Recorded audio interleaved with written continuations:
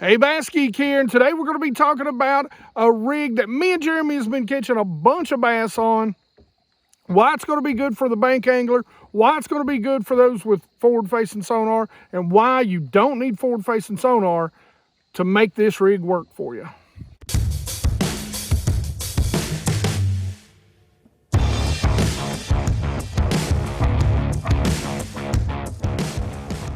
So let's talk about the two techniques that have kind of come together to make this technique what it is. Let's talk about tight lining first. Tight lining really originated, I don't know, years and years and years ago. I mean, we're talking about, guys, these techniques have been around for 15, 20, maybe even longer than that, years. And tight lining is basically what I call easy float and fly. You don't have to have all the rod, the reel, the float, the fly, all that stuff. All you have to have is a ball head. Now, I don't have a ball head with me right now, but to be perfectly honest with you, that Ned head right there would work just perfectly. You're going to use it on tight line. It's a wintertime technique that you can go down the bank, these 45-degree banks, you can cast it up there, and you contour the bank by basically shaking the rod tip and reeling. And you want to make contact with the bottom every once in a while, but you don't want to be on the bottom constantly. So you're contouring that bank back to the boat. You're using spinning tackle, light reel, something like an 1/8 ounce head. And basically what you're doing is you're just imitating a little minnow, either dying or swimming down the bank. Very tight. You're not jerking it. You're just very subtly shaking the rod tip. You want the rod tip to do all the work. And that is tight lining. Now, it originated, everybody's favorite bait was the gulp minnow, which looked a whole lot of this like this. I've got a ton of them. I don't remember the name of it off the top of my head. I'll put it in the description below. And it's actually another great bait to use in this technique. And that's just a little bit about tight lining. So you guys that don't have forward facing sonar, that's a great way in the wintertime to go down a bank and catch a lot of fish. It's a great way to go down a bank and catch fish anytime, I promise you. Just ask my buddy AJ. Shout out to my buddy AJ. Now, Damiki rig came along, again, it's been years, 15 years, 20 years, who knows? Some guys say it started up north, some, I and everybody that I know, it really got big on South Holston. Now, it kind of broke out on the Cherokee Elite event, but that's not actually where it originated from. Now, we do it on Cherokee, don't get me wrong, and it's won some opens, and it won an elite event, and yada, yada, blah, blah, blah, right? So it's a great little technique. It derives its name from the Damiki armor shad, which is still one of my favorite baits to use in this sort of hybrid technique. So the Damiki armor shad is this nice little, they've got a 2.5 and a 3-inch version. This is the 3-inch version. And you can see, really, both of these techniques are do-nothing techniques. I mean, you've got a little bit of tail shake and that's it. And that's really all you want during the wintertime. So the Damiki basically was a vertical presentation. So as those yearling shad, those 2-3-inch shad would die and fall to the bottom, those bass would just kind of be down there waiting for them. And so you'd get over top of those bass, drop that straight down and just kind of hold it there. Let just the shake of your hand, the motion of the water, do all the work, and those bass would come up and feed on it. I've caught fish, in as deep as 80 feet of water doing this out on South Holston.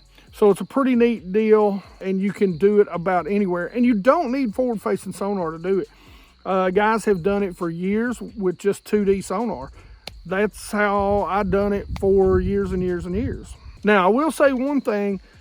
Sometimes you can use an 1/8, a 1/4, a 1/2, but a lot of times on the Damiki, because you're fishing deeper and you may be having to, counteract the wind, a lot of times that 3/8 and that 1/2 ounce is going to be the head, which is why, again, I cannot wait to get my hands on the angler tungsten ball head swim bait heads, because they're going to be great for this technique also. This is a 3/8 ounce, so it gets down there pretty quick. So let's really compare the differences in these. I mean, you're going to use a little bit lighter head in tight lining, but, you know, depending on the depth, you could be using the same exact weight during the Damiki rig too. The great thing is that the biggest key tends to be the 90-degree line tie. So see how that line tie comes straight up. Now I will caveat it and say that a lot of guys will, and if I'm truly tight lining, I will tie a loop knot on here to give this bait a little more action. But so far, you know, dropping this out there on these open water basses' heads, they have not cared as long as you're shaking that bait. I mean, it doesn't take but a minute for them to swallow this little juicy morsel. Let's talk about colors. I like to keep it pretty, you know, straightforward. You know, here is the Baby Bass by Damiki. Here is a clear shad, you know, great in the clear water by Yum and their sonar shad. Here's one of my favorite naturals, and I think this is American shad. Yes, great color. I've already caught a bunch on this from Damiki. But you kind of see, you know, you kind of get the idea. The JC natural shad, they've got a natural shad on here too. Even got a goby color. You know, you can even go with a green pumpkin black flake. And, you know, here's something that I was trying out today. This is the armor shad. This is the PB silver. So Pro Blue Silver right there. So let's talk about rod, reel, and line setup. Guys, this has been my go-to Damiki rig setup forever and a day. This is a medium light, but I'm going to be honest with you, it's more like a medium, but it's an extra fast action. And one of the reasons why I like that extra fast tip when I'm out there deep, if those bass come running straight up, which a lot of those smallmouth will sometimes, those largemouth will too, if they come running straight up, that tip will catch up with them. They won't get behind the tip with a slower or softer action, and it keeps that tiny little hook, it keeps it pinned. Now this is, of course, the Lew's Mach Crush reel, good high-speed reel, which is something else that I do like about this. Mid-range 6-speed reel. Now I fish it with fluorocarbon. Number one, a lot of guys I know will use a fluorocarbon leader. Generally for me, I do the same thing, but my leader is pretty long. My leader will be 40-50 feet, and then I'll go to my K9 braid, which will generally be anywhere, well, most of the time 10-pound test, just because I want it to drop as fast as I can get it to drop. Now the fluorocarbon, the Pro 100, the K9 Pro 100, the fluorocarbon, 100% fluorocarbon that I put on here generally is going to be anywhere from 6 to 8-pound test. Set your drag right, learn how to back reel. I know a lot of guys that use 3-pound test to do this sort of stuff. I don't have those kind of cojones, so 6-pound is as low as old BassGeek goes. So here's the retrieve, and it's pretty much the same retrieve whether you're on the bank, on the boat, or Damiki rigging. So for me, I'm finding some fish on my forward-facing sonar, and I'm going to throw out to them. I'm watching them, and as it goes down, I'm just taking my tip and I'm just shaking and I'm reeling real slow. Again, a huge key in this technique when you're casting to them is making sure that you have the exact right weight. In other words, you want to match the speed and the depth of the fish. You want to get it down there to them in a hurry, but you don't want to pull it away from them. You want it dancing right there in their face for as long as you can get it. Now that is the forward facing sonar. Guys, I will get you some footage. I still haven't linked up my phone to my forward facing sonar yet like I had it before. Again, my phone blew up. That's a whole different story. House, phone, crazy stuff. All that being said, what's great about this is too, is you can work it over brush piles. You can work it, you know, down lay downs, in between rocks. I mean, it is an endless possibility to do this.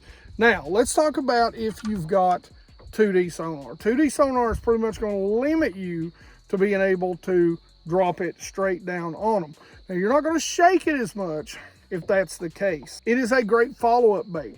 Top water, if they miss it, pick this up, throw it out there, count it down. Learn the rate of fall on the head and the bait you prefer to use. It is great from the bank. It is the same technique. Like I said before, basically if I'm using this from the bank, I'm throwing it out, I'm letting it hit. A lot of times I'll let it sink to the bottom.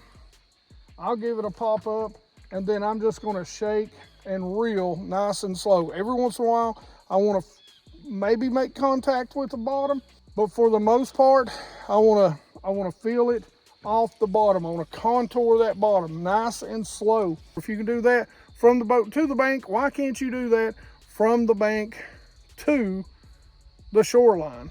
So you can throw out, it's the same thing. You're going to want to use a little lighter head so that it does kind of automatically rise and contour back up. It is basically a Damiki rig without the weight on the bottom. It is going to catch you some great fish when the water temps get colder. So that really is, I mean, about it, guys. It is a super simple technique, and it's a technique that you don't have to have forward-facing sonar to do. You can cast out from the bank. I really think it would shine as a bank angler, being able to cast out and just kind of work it back, especially in cold water. I think you'll get a ton of bites on that. I already know it works every single way that we've talked about today from the boat. But you guys go out there and give it a try. Tell me what you think about it, especially you bank anglers.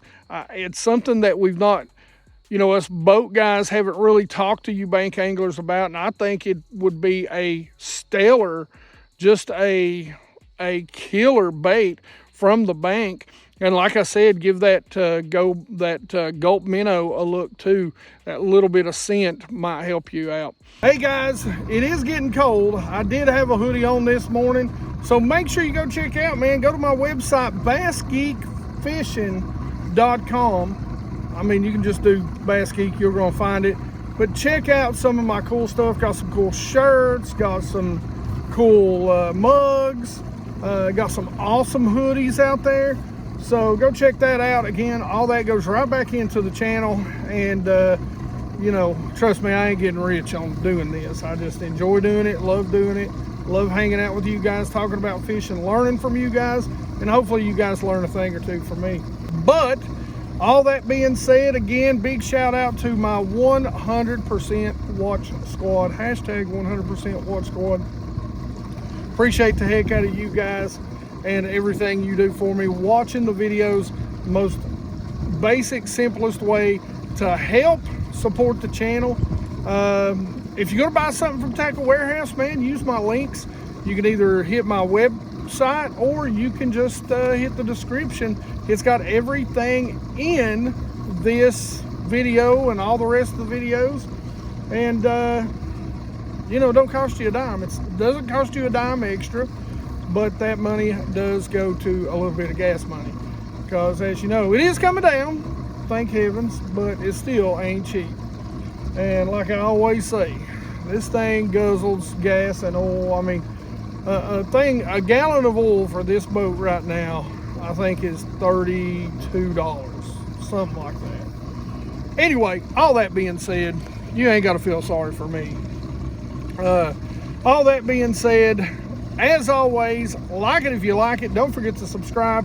Videos come out every Sunday and Wednesday ring that notification bell so you get the notifications when these videos do come out, so you can be in that 100% watch squad. And as always, I appreciate you guys. I hope you really learned something. This is a pretty fun technique from the boat or anything.